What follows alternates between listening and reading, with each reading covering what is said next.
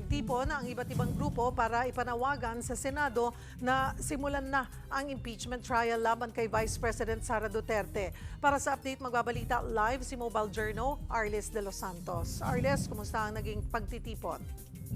Cheryl, sundin ang konstitusyon, impeachment ngayon. Ayan ang panawagan ng iba't ibang mga grupo na sama-samang nagmarcha papunta dito sa Senate Gate, dito sa Pasay City.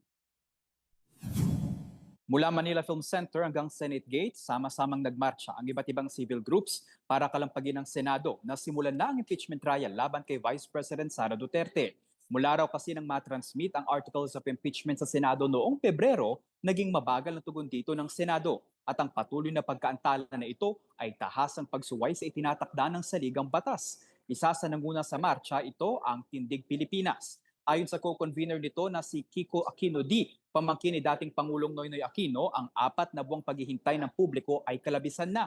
Mas lalo rin daw silang naaalarma matapos makita ang kumalat na umano'y functional dismissal attempt ng impeachment noong nakaraang linggo na nagmula sa opisina ni Senator Bato de la Rosa.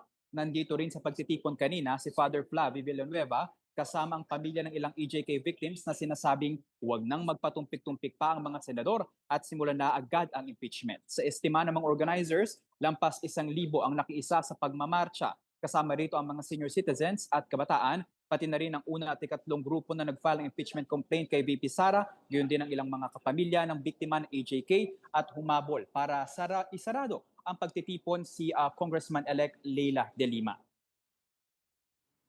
Cheryl, ang economical gathering and People's March na ito ay unang programa pa lamang para sa Tindig Pilipinas dahil bukas ay magkakaroon ng People's Vigil mula 5 p.m. hanggang 9 p.m. doon pa rin sa Senate Gate at kung saan naman sa Miyerkules. Ito ang inaasahan na pinakamalaking araw, idaraos ang Day of Action for Truth and Accountability mula sa Manila Film Center pa rin hanggang dito sa Senate Gate. Cheryl.